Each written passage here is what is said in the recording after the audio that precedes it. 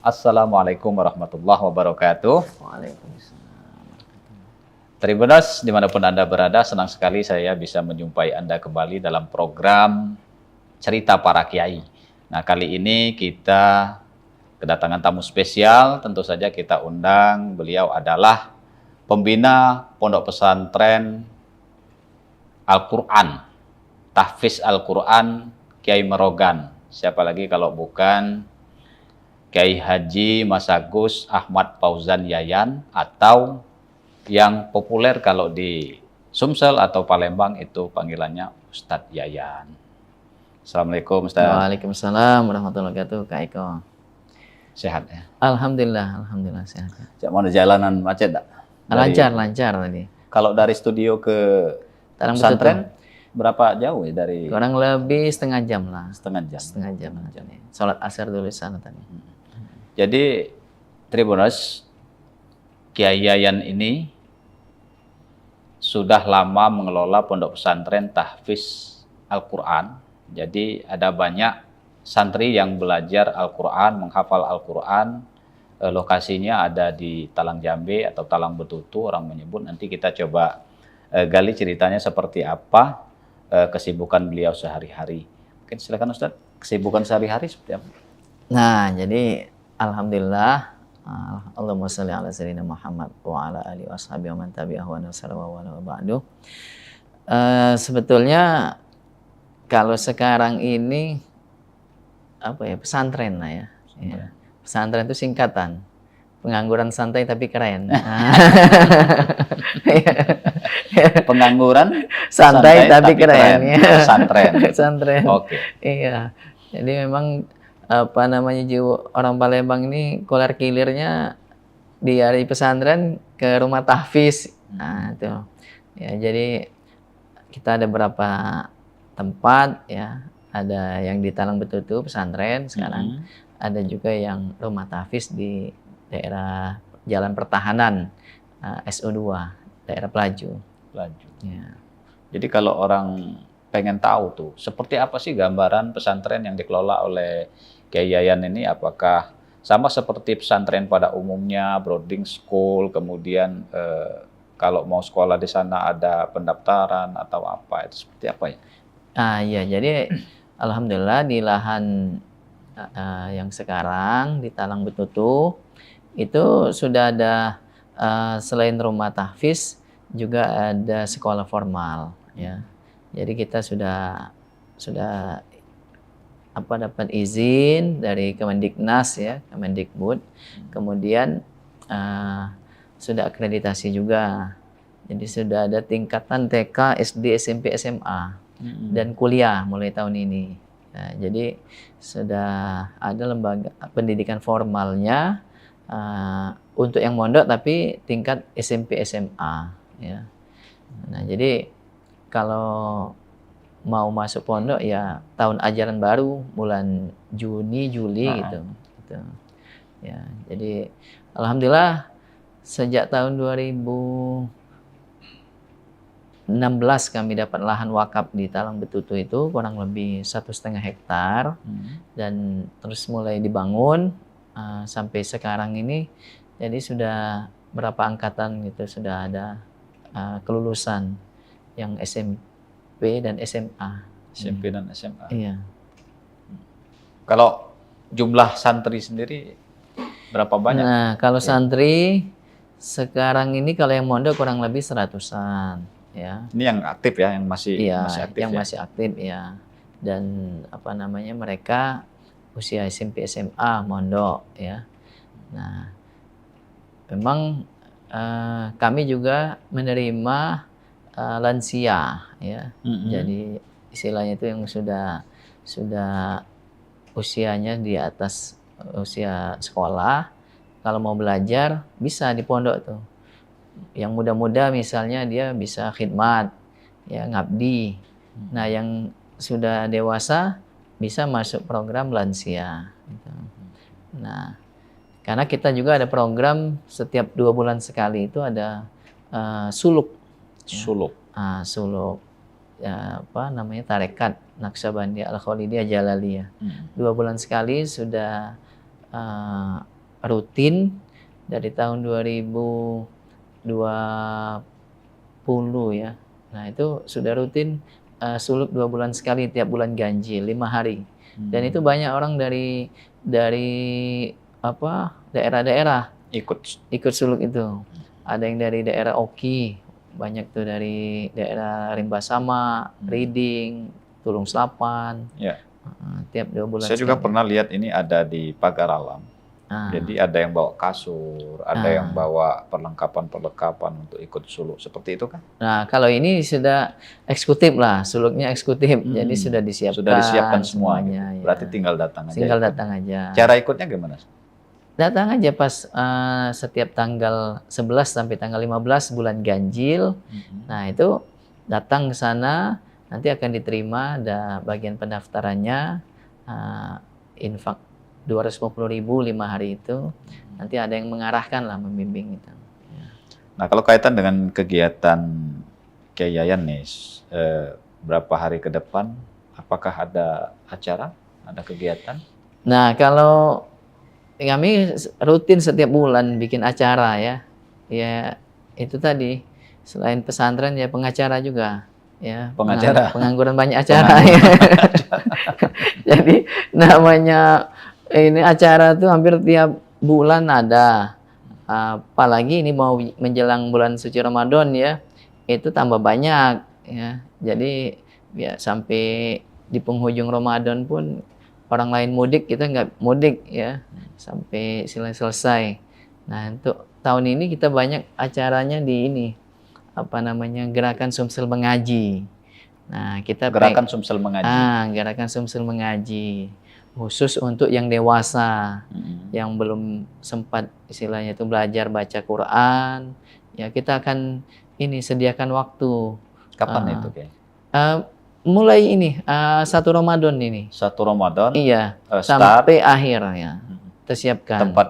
Tempatnya di pesantren, baik yang di Talang Betutu maupun yang di pertahanan.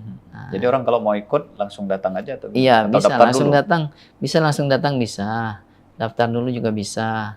Ya, jadi memang ini kita pengen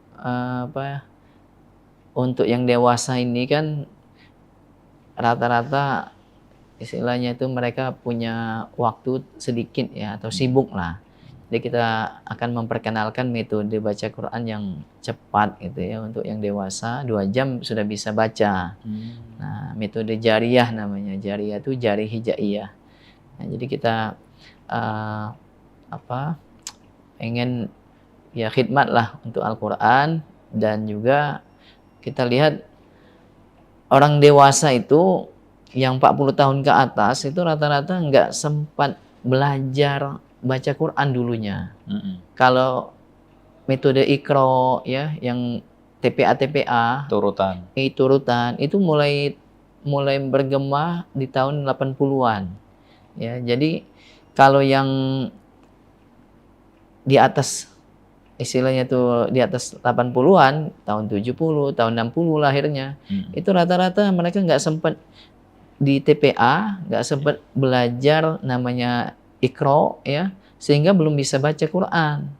Nah, itu kan mereka juga orang Islam, mereka juga pengen sebetulnya menikmati bacaan Al-Quran itu, tapi karena memang ditakdirkan belum mengenal metode mudah baca Al-Quran, jadi nggak sempat.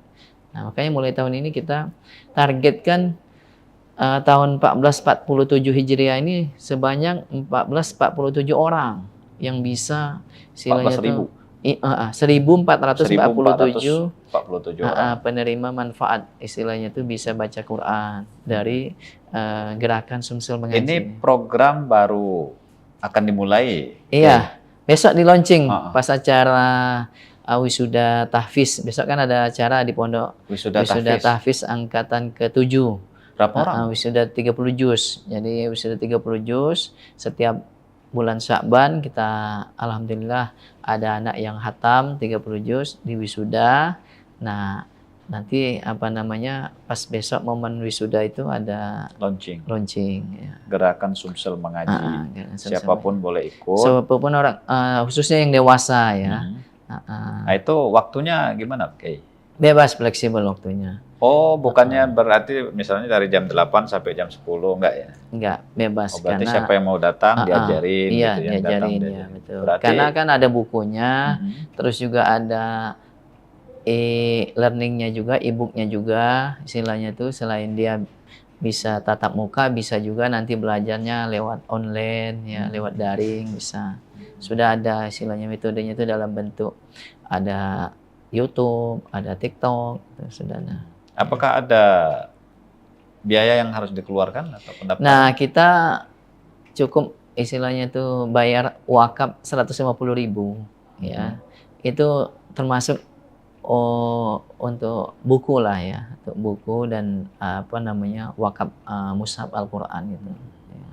Nah, boleh pemirsa yang ada niat untuk belajar mengaji, Ya. boleh nih ikut gerakan Sumsel Mengaji yang digagas oleh Pondok Pesantren Tahfiz Al-Quran di Talang Betutu, Iya, kayaknya. ya. Di Talang Betutu, silakan datang. Dan waktunya bisa kita tentukan sendiri Bisa, ya, kayaknya. bisa. Mau pagi, ada waktu pagi, silakan pagi, siang. Kalau bisa malam, ya mungkin malam juga bisa. Bisa. Nah, ini kita sudah sudah segera bertemu dengan Ramadan 1447 Hijriah. Iya. Kalau di Pondok Kiai Merogan sendiri seperti apa Kiai kegiatan kalau di bulan Ramadan? Nah, kami ya lebih intensif lagi anak-anak itu dalam berinteraksi dengan Al-Quran ya. Nah, jadi sholat malam, tarawih itu kita jadwalkan satu kali sholat itu bisa 1 juz ya. 1 juz. Satu malam gitu ya? Iya, satu apa namanya? Satu kali kali sholat tarawih. tarawih ya, 1 juz. Gantian nanti santri imamnya gitu.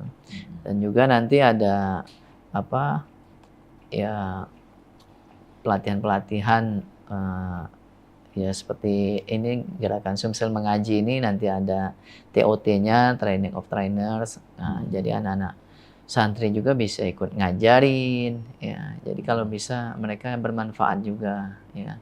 Dan terus juga nanti ada daurah Al-Quran Al-Fatihah bersanad ya. Jadi kita rutin setiap bulan suci Ramadan lebih banyak lagi waktu bersama Al-Quran gitu. Ya. Oke. Kami pengen tahu sih sebenarnya kayak kan sudah sekarang sejak kembali ke Palembang udah fokus untuk membina santri menghafal Al-Quran.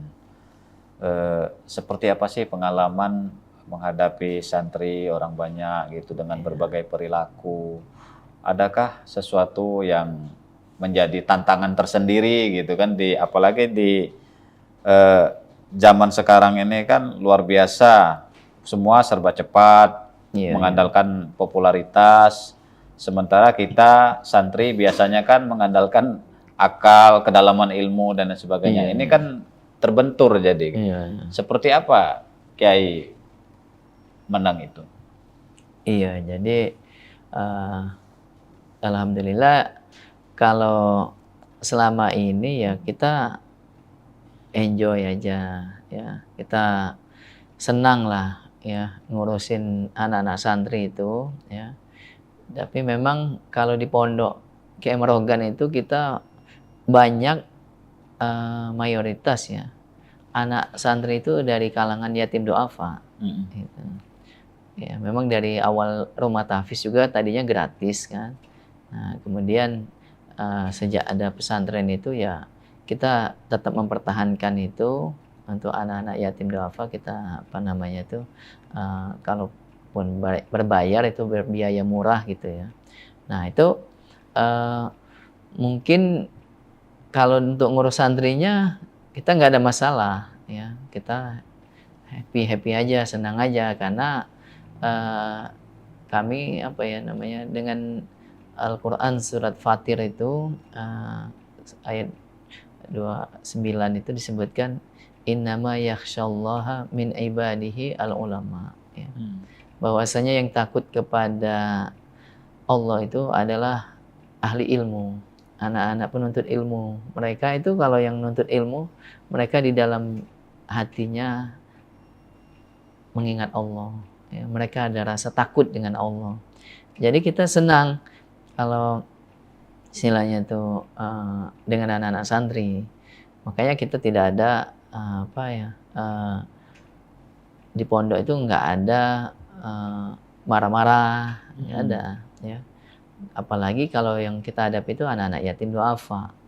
Itu kita merasa anak-anak itu anak-anak titipan dari surga. Ya. Jadi istilahnya itu kita perlakukan mereka dengan sebaik-baiknya, kita fasilitasi pendidikannya. Nah, soal kenakalan, soal soal bandel-bandel dikit bandel-bandel gitu ya. itu memang ya sudah rutin lah tiap hari ya kita hadapi, karena memang ya background orang tuanya ya kan, keluarganya ada yang broken home, ada yang istilahnya itu pisah orang tuanya, anak terlantar. Nah itu karena itulah aspek itu sehingga mereka luka batin ya. Istilahnya punya bapaknya nikah lagi, punya ibu sambung, ibunya nikah lagi dengan bapak sambung, akhirnya pas liburan nggak ketemu gitu kan. Nah, tapi mereka kadang tetap di pondok. Nah kita anggap seperti anak sendiri ya, karena apa? Kita yakin sampai sekarang masih eksis pesantren itu dan pembangunan masih berlangsung. Dari awal saya dapat lahan di Talang Betutu itu sampai sekarang ini, besok Sabtu bayar upah tukang itu nggak putus kerja tukang itu, pembangunan tuh terus ya. Kalau sekarang ini kadang kalau istilahnya tuh orang yang datang ke pondok lihat saya gimana Ustadz katanya, ini tuh pembangunan ini terus katanya kan ini.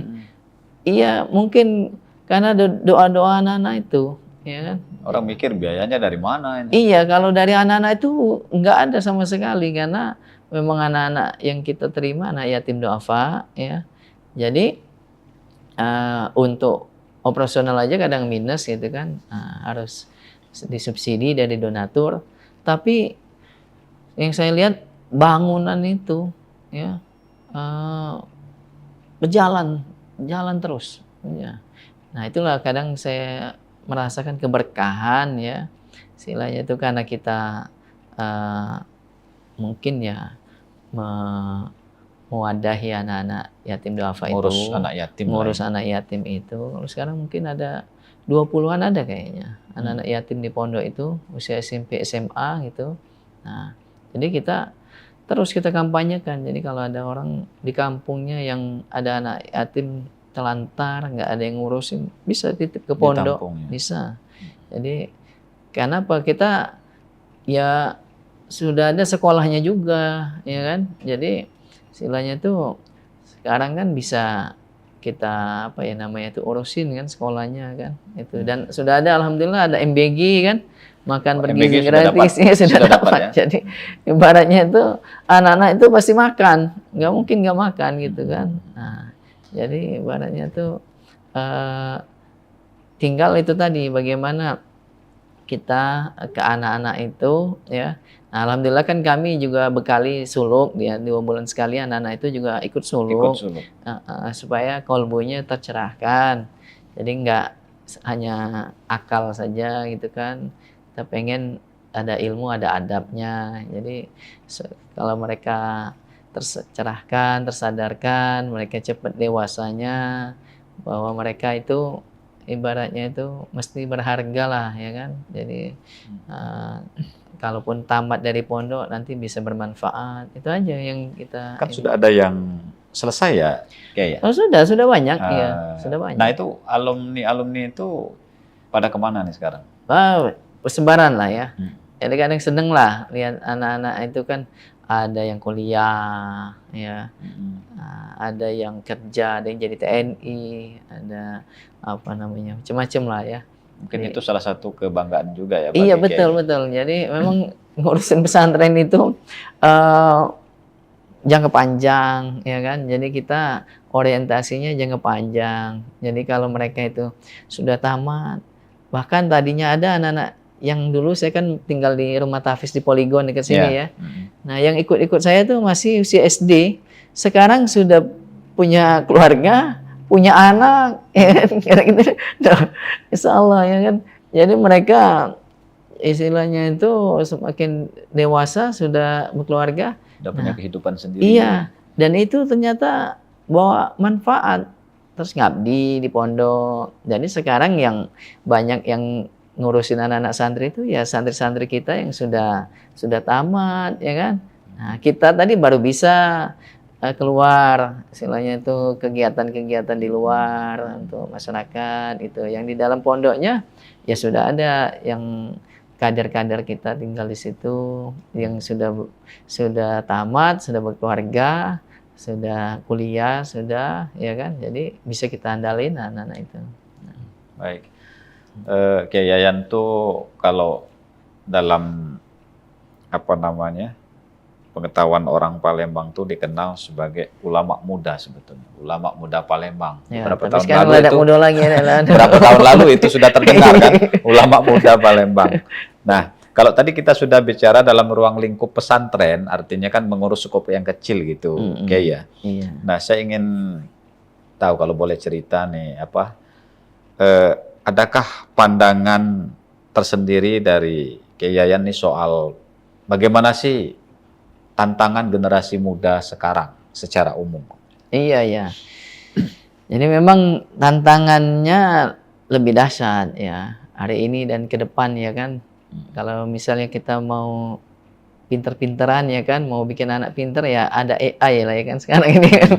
Lebih pinter AI ya kan.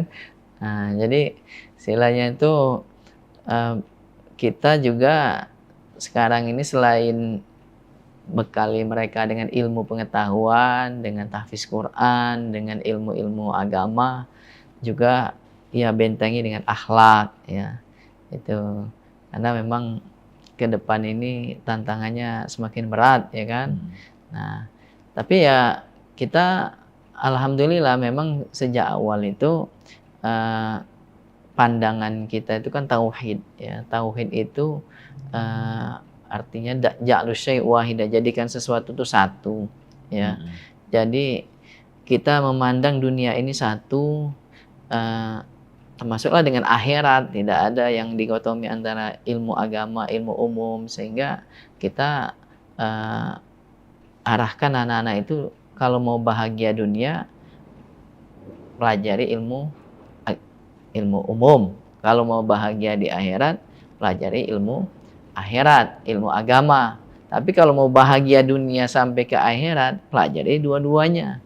Nah, makanya kita pelajaran di pesantren juga kita kenalkan ada pelajaran. Nah, kita pakai kurikulumnya sekolah alam. Ya, sekolah alam itu filosofinya alam takambang jadi guru. Ya, jadi istilahnya itu mereka harus memanfaatkan potensi yang ada, sumber daya alam yang ada itu, sehingga bisa menjadi sumber ilmu pengetahuan. Nah, itu pilarnya sekolah alam itu ada logika ilmiah, ada leadership, ada entrepreneurship, ada akhlak mulia. Nah, jadi kalau mereka ini pagi sampai siang belajarnya umum ya, kita pakai kurikulum apa namanya itu nasional. Nah, sama kurikulum sekolah alam tadi. Nanti mulai pulang sekolah, sore sampai ke malam, sampai ke subuh, itu baru pelajaran agama. Itu tahfiz Quran, belajar fikih, belajar agama ya. Nah, jadi kita insya Allah lah, kalau misalnya anak-anak itu sudah punya ilmu, terus juga suluk 2 bulan sekali punya adab, akhlak ya. Mudah-mudahan ya bisa menepis lah tantangan-tantangan, godaan-godaan gitu. Dalam praktek atau mengelola pesantren nih Kiai, kan Kiai Yayan kan sangat dikenal sebagai cicit Kiai Merogan, karomah beliau sampai sekarang masih dirasakan gitu kan. Apakah ada warisan dari Kiai Merogan yang masih terus ajarkan sampai hari ini kepada santri maupun kepada masyarakat umum dari. Nah iya, jadi memang itu ya Kiai Marogan itu setelah kita gali, dia itu ulama plus saudagar, tapi dermawan. Nah itu ya, jadi dia ulama, istilahnya itu seorang kiai ya, ahli ilmu wakaf ya kan, ilmu falak beliau menguasai kan, dan juga ilmu tasawuf ya, seorang sufi. Nah juga beliau seorang saudagar, seorang pengusaha dulu ya. Kalau kita baca di dalam literatur itu, Kiai Marogan itu usaha saumil ya, penggergajian kayu. Iya. Itu dia sudah pakai teknologi mesin uap ya. Sehari bisa gesek 250 papan sehari itu. Nah jadi dia punya pabrik. Kalau ini apa namanya, berdasarkan penelusuran di paman saya di Mekah, itu pabriknya di Singapura. Itu jadi lintas negara usaha Kiai Marogan itu ya, dan dia ada rumah di Mekah, kemudian dia wakafkan.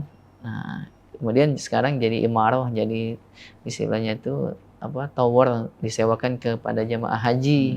Itu ada, saya alhamdulillah sudah pernah 2016 berkunjung ke ya, sana. diajak sama Nazir, wakil Nazir di sana, itu di daerah tempat Arafah Mina, di Azizia Shisha. Nah, daerah situ ada apa 6 hotel.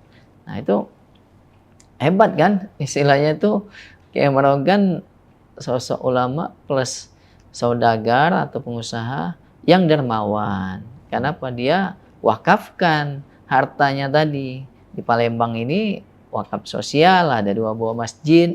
Ada di Masjid Muaraogan Ketapati 1871 yang rame suka diziarah itu ya. Rame peziarah tiap hari, khususnya hari-hari besar, Jumat, Sabtu, Minggu, kemudian apa namanya bulan ruah, apa namanya itu rame ya kan peziarah.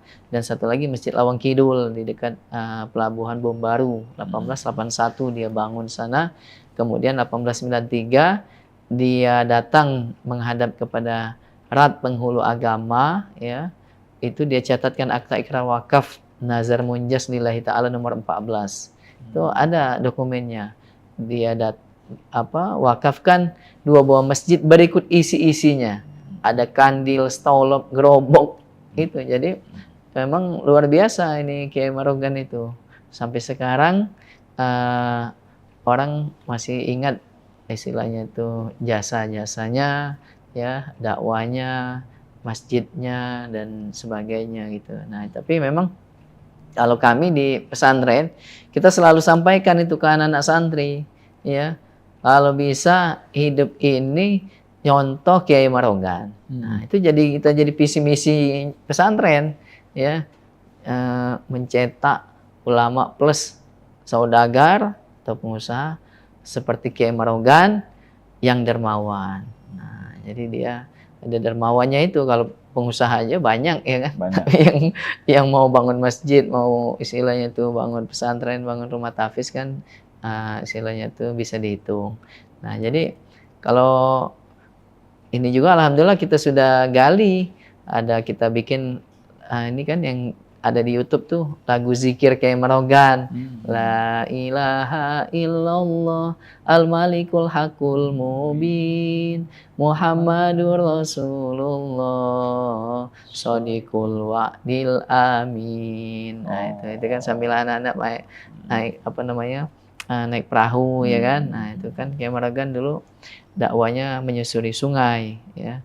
Nah itu jadi kita sudah gali, jadi tembang-tembang ya kan, istilahnya itu jadi nyanyian-nyanyian, salawat-salawat, supaya anak-anak itu terpatri dalam diri dia bahwa mesti jadi bermanfaat ya. Hidup ini seperti Kiai Marogan, wong mati bisa ngidupin wong hidup. Ya kan.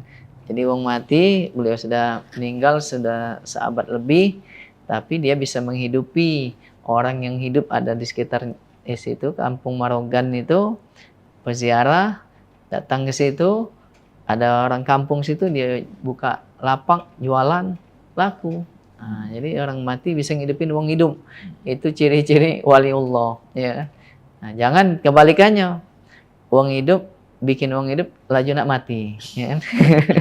Itu nauzubillah min zalik, ya kan? Jadi istilahnya kita masih hidup aja orang jadi merasa mau mati gara-gara kita, ya kan? Itu Bertetangga dengan kita. mudarat Ya. itu. Mudarat.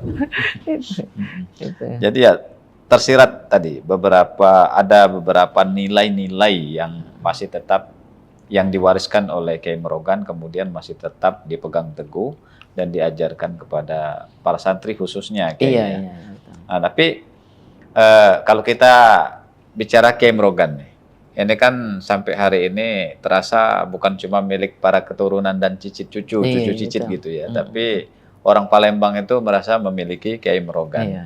Bukan hanya sebatas tempat objek wisata, Iya. tapi juga kan banyak nilai-nilai sejarah yang tadi salah satunya disebutkan.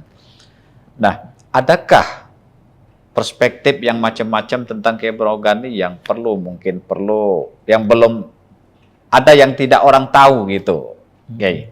Tapi hari ini bisa diungkapkan oleh Kiai. Adakah? Nah, jadi saya kadang saya ini penasaran, ya kan? Apalah yang membuat orang itu tiap hari datang para peziarah itu ke makamnya, ya kan? Karena saya pernah merintis dulu pesantren rumah tahfiz di samping makam itu, masih ada bangunan saya di sana juga, dan itu ada rumah orang tua saya. Jadi kadang kata saya ini orang datang, ya nggak ke kita yang masih hidup, ya kan? Orang datang yang sudah meninggal, ya kan, ziarah, ya kan?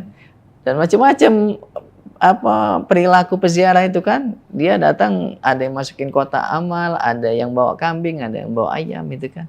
Itu. Nah, itu kadang saya penasaran. Dulu saya penelitian skripsi saya S1 tentang Kiai Merogan di PT IKI Jakarta.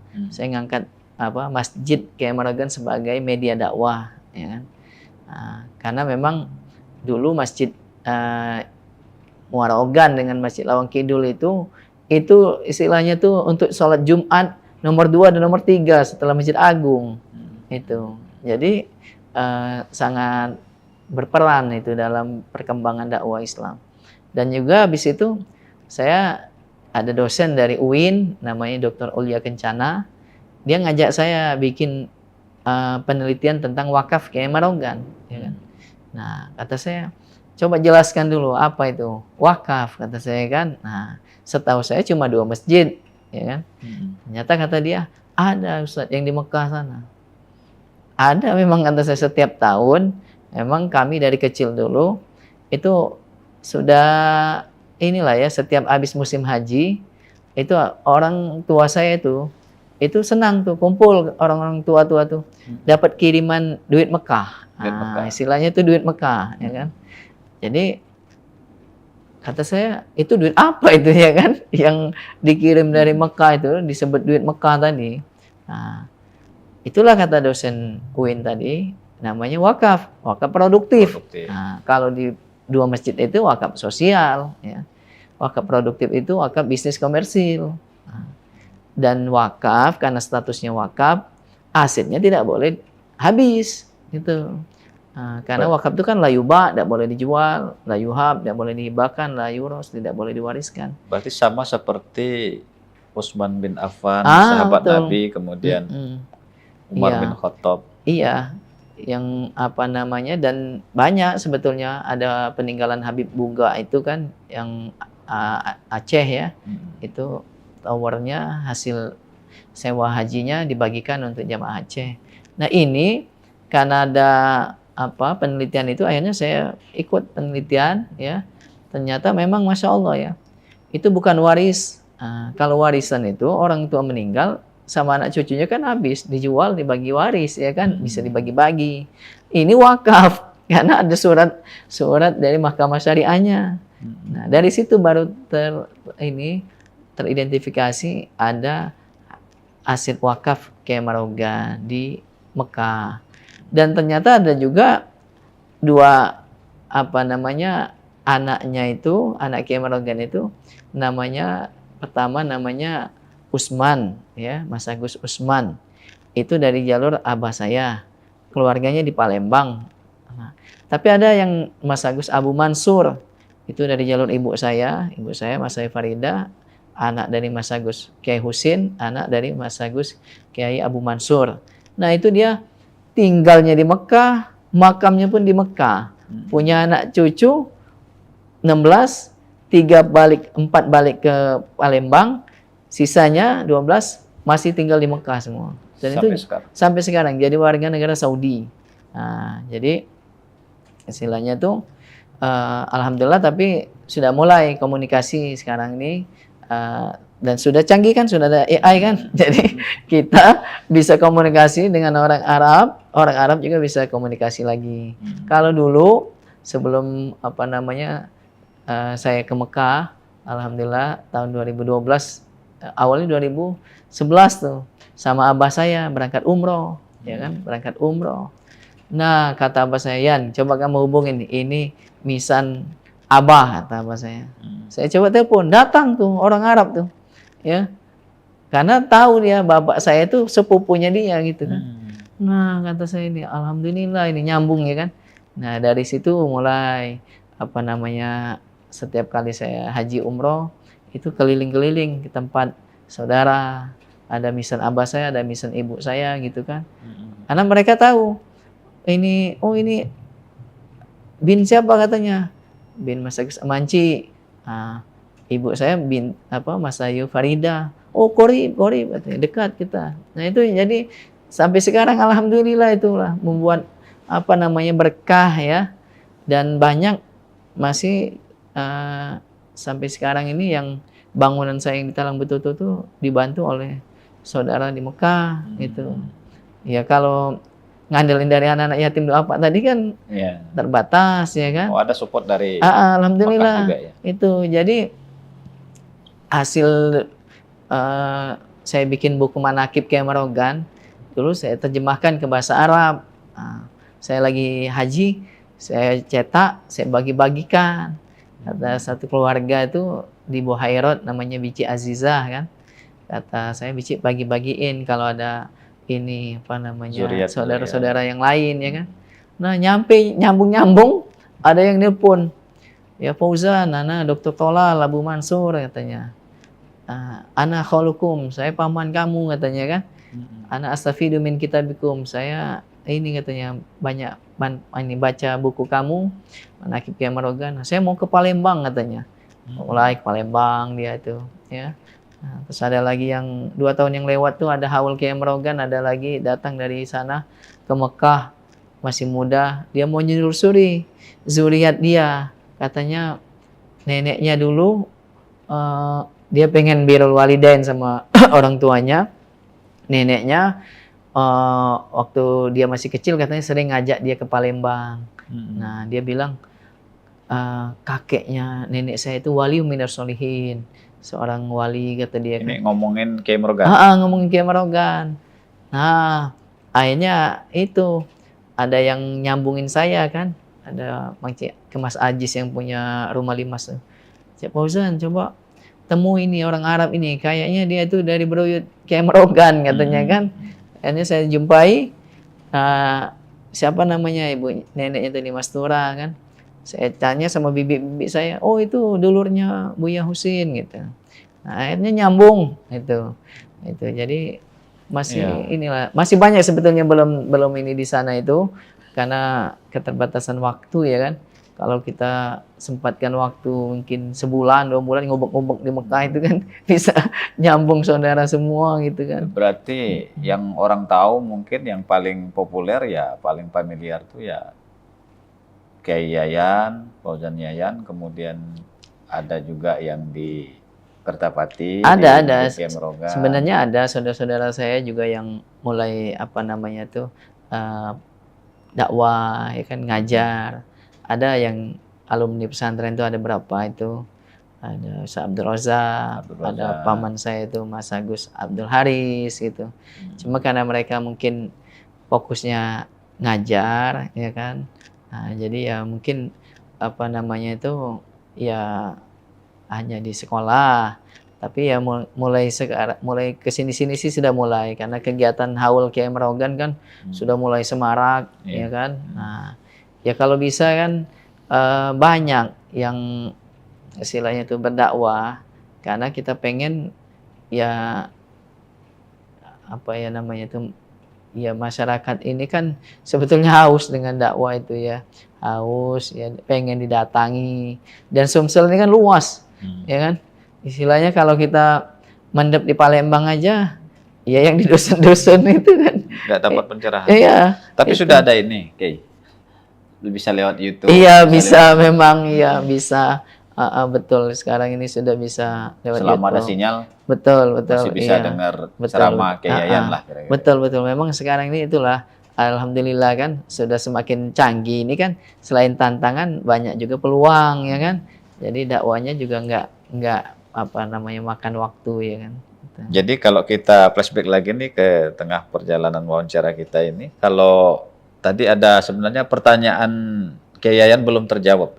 Gimana? Yang soal kenapa sih orang kok pada datang ke makam bukan ke yang hidup itu. Jadi gimana proses pencarian jawaban itu gimana? Udah ketemu apa? Itu karena Kiai Merogan itu seorang ahli wakaf, ya. Orang baik dia itu. Jadi orang baik itu memang istilahnya itu kebaikan tuh nggak pernah bohong gitu kan.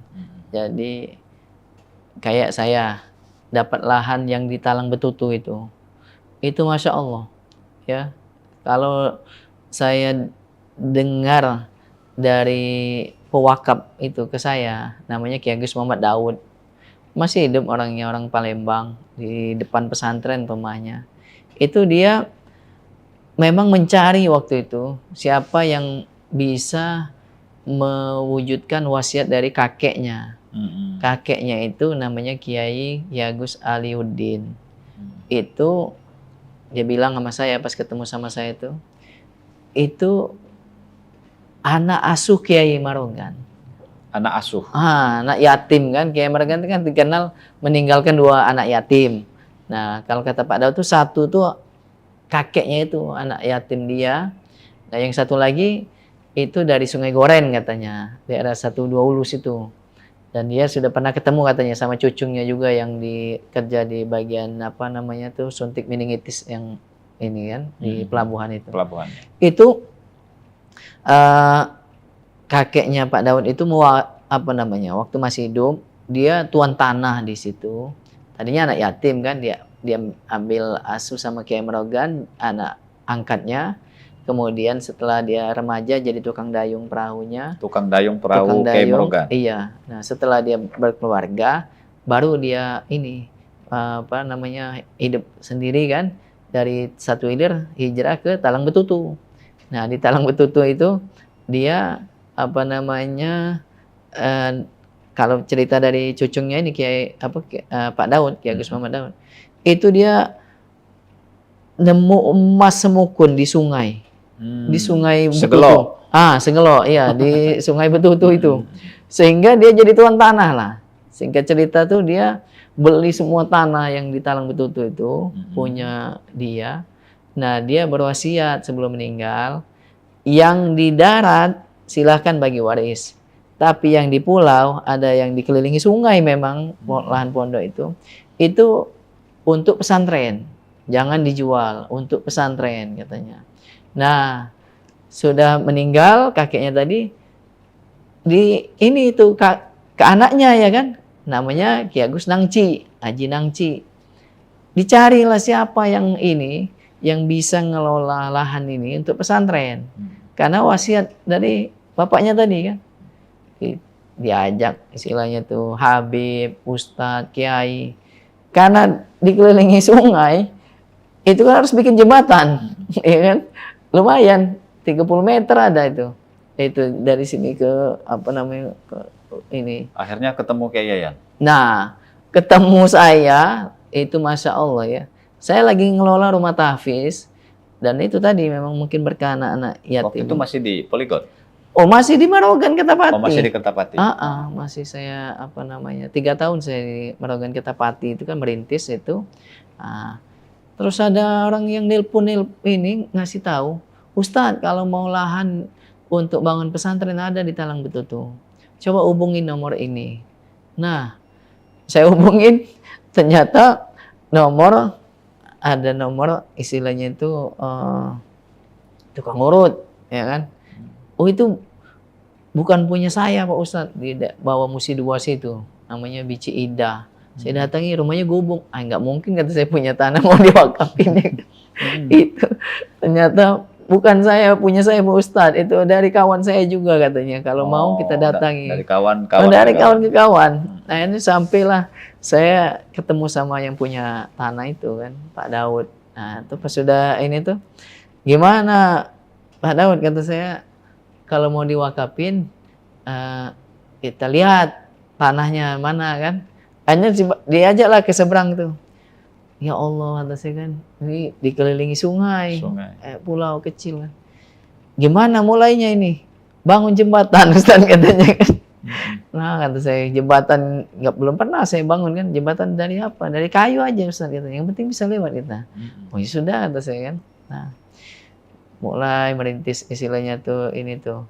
Nah jadi cerita itu tuh kata saya, ya Allah, itu ibaratnya tuh dari Kiai Marogan dulu ya.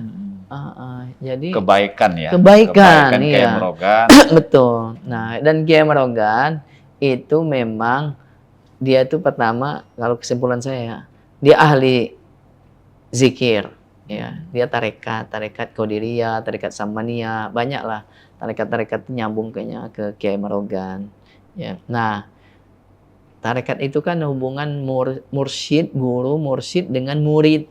Nah, sehingga muridnya banyak itu. Dan setelah meninggal itu, murid tadi dia akan tetap berziarah ke guru. Itu ini saya terpilih saya karena namanya dijaga makam kiai itu. Saya pernah tanya sama paman saya itu dari anaknya memang sudah jaga, sudah rame itu. Torekot itu ya. Pengaruh itu. Dan bapaknya juga dari Kiai Marogan itu namanya Syekh Mahmud Kanang Al-Falimbani. Itu beliau di buku sejarah hidupnya Syekh Nawawi Al-Bantani, ulama di Banten. Yang Banten ya. Di Banten, kakek buyutnya dari Kiai Ma'ruf Amin. Itu ditulis di buku biografinya itu, di antara guru-gurunya ada Syekh Mahmud Kanang Al-Falimbani. Bapaknya Kiai Marogan tadi. Itu bapaknya Kiai Marogan. Iya. Jadi memang dari bapaknya juga sudah berpengaruh, seorang ulama sufi Kelana ya. Dia kelilingnya itu ke lintas negara, lintas benua, dan meninggalnya pun di kapal, dikuburkannya di Aden, di Yaman Selatan. Itu Syekh Mahmud, bapaknya dari Kiai Marogan itu kan Abdul Hamid yang meninggalkan 2 buah masjid. Nah, tapi kalau saya kadang Kiai Marogan itu 3 serangkai. Ada bapaknya namanya Syekh Mahmud, ada anaknya putranya 2. Satu namanya Kiai Abdul Hamid yang tua. Kiai Marogan. Yang ini kadang disebut Kiai Marogan itu yang ini. Ada lagi adiknya namanya Kiai Abdul Aziz, disebut Kiai Muda. Kiai Mudo. Kiai Mudo. Nah, yang Kiai Mudo ini makamnya juga di depan makam Kiai Marogannya itu, di depan Abdul Hamid. Nah, dakwanya dia banyak di daerah Muara Enim, Gelombang. Itu nama desa-desa sana saya hafal gitu kan. Daerah Kertamulya, Sukarami, Alai, Lembak, Gumai, Belida. Daerah suku Belido, betul. Nah, itu inian Kiai Mudo itu dakwanya, Kiai Mudo, Kiai Abdul Aziz itu. Tapi kalau mereka ke Palembang ziarah, nyebutnya ke Kiai Marogan karena Muara Ogan itu kan, iya, muara Sungai Ogan. Nah, jadi kalau saya ini kadang namanya Kiai Marogan itu bukan 1 orang tapi 3 orang, 3 serangkai, bapak sama 2 putranya. Karena bapaknya itu yang disebut di buku biografi Syekh Nawawi itu, di antara guru-guru di Masjidil Haram itu ada nama Syekh Mahmud Kanang Al-Falimbani itu. Nah, kalau Syekh Nawawi itu kan ibaratnya tuh gurunya dari ini ulama Nusantara ini. Jadi ada misalnya Mbah Hasyim Asy'ari, dia punya guru Syekh Nawawi. Kiai Haji Ahmad Dahlan, pendiri ini satu pendiri NU kan, satu pendiri Muhammadiyah, gurunya Syekh Nawawi.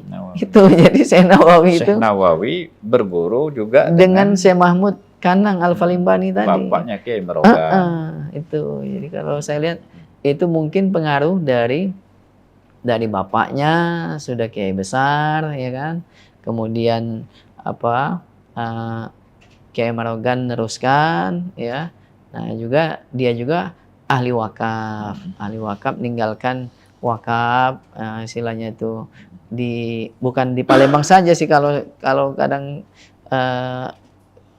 ada orang-orang cerita-cerita itu, ada masjid peninggalan kiai ada di Dusun Pedu, di Pemulutan, ada di Pulau Kerbau, ada di Jejawi, macam-macam gitu. Dan saya lagi merintis juga pesantren di daerah Muara Kuang, Ogan Ilir. Muara Kuang.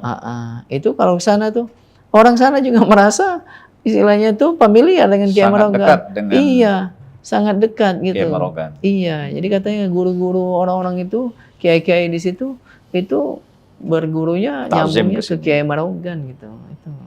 Nah, jadi pengaruhnya itu memang terasa sampai ke dusun-dusun itu. Berarti cerita ini menjawab kenapa banyak sekali orang yang masih ziarah sampai hari ini. Bukan setahun sekali atau sebulan sekali, bahkan setiap hari. Apalagi mendekati bulan Ramadan ini ya, iya, Kiai, betul. banyak sekali orang yang ziarah ke Kiai Merogan. Iya. Nah, tentu kita sudah sering kali mendengar ada banyak cerita tentang karomah beliau. Iya. Macam-macam ceritanya. Ada yang sifatnya misalnya, masjidnya nggak pernah tenggelam, begitu. Kemudian amalan-amalan Kiai Merogan segala macam. Nah, nilai-nilai inilah Kiai yang mau ditanamkan kepada generasi muda bahwa menjadi ulama, menjadi entrepreneur, saudagar, tapi juga entrepreneur yang dermawan gitu. 3 nilai ini kemudian yang menjadi visi misi Pondok Pesantren Tahfiz Kiai Merogan. Insyaallah. Dan juga tentu bisa diterapkan oleh khalayak umum lah ya. Iya. Nah, Kiai, ini bisa jadi pertanyaan pamungkas. Kalau ada waktu 1-2 menit untuk bicara kepada seluruh masyarakat Indonesia, Kiai ingin menyampaikan apa? Iya, jadi kalau sekarang ini ya kita orientasinya itu selain istilahnya itu pendidikan, ya kita juga pemberdayaan masyarakat yang kurang mampu lah ya. Nah, dan juga kita ingin pemberdayaan ekonomi umat ya. Nah, makanya sekarang lagi dirintis, insya Allah Ramadan ini juga akan di launching, namanya Merogan Shop, pusat oleh-oleh Palembang. Saya udah lihat itu. Ya, jadi kita lagi ini juga mendevelop www.maroganshop.com. Ya, jadi di situ pusat oleh-oleh Palembang. Nah, dan untuk offline-nya ada di samping makam Kiai Merogan. Kita pengen di situ jadi tersentral. Pusat oleh-oleh gitu ya? Iya, pusat oleh-oleh. Ada pempek, ada krepek, iya, kerupuk, iya. Ada pakaian juga? Ada pakaian Palembang, ya kan. Kalau sekarang ini hasil diskusi saya dengan pegiat UMKM, ibunya UMKM, ada Profesor Dr. Sri Rahayu, ya. Jadi kata beliau punya keinginan di Palembang punya pusat oleh-oleh yang komplit, tidak terpencar-pencar seperti sekarang ini. Misalnya pempek di 26 milir, nanti kerupuknya di mana, ya kan? Terus baju-bajunya di Ramayana gitu kan, bisa-bisa kan? Nah, padahal orang pengen kalau datang ke Palembang Lengkap. ya kan, dia datang ke satu tempat dapat semua situ. Nah kayak yang songket apa itu kan di situ di Tuan Kentang situ kan. Nah kayaknya kata beliau tuh kayak di Bali ada Krishna namanya ya kan. Nah kata saya ya bagus juga ini kita mengawali dari yang kecil di sekitar makam Kiai Marogan itu ya, dan juga nanti ke depannya di pesantren Kiai Marogan dekat bandara itu. Nah cuma memang istilahnya kita lagi ini aja, lagi apa ya namanya tuh, antara kegiatan pendidikan, dakwah, terus juga soal pemberdayaan ekonomi umat ini kan bisa jalan semuanya dengan cara-cara yang ini yang ngikuti tren lah ya. Nah, dan kita pengen sebetulnya ya isi hidupnya nyontoh ke seperti Kiai Marogan lah yang banyak manfaatnya, yang istilahnya itu bekal untuk ke akhiratnya itu banyak, bahkan melimpah ya kan, orang datang berziarah ya. Nah itu istilahnya itu ya itu kadang jadi misi hidup kita, jadi manusia keramat ya kan. Keramat itu dari bahasa Arab karomah. Karomah itu artinya sukses mulia. Orang mati bisa ngidupin orang hidup. Nah itu karomah, dia punya apa namanya kebermanfaatan yang luas gitu. Mungkin itu saja. Baik, pemirsa Tribuners dimanapun Anda berada, kita sudah berbincang cukup panjang dengan Kiai Yayan.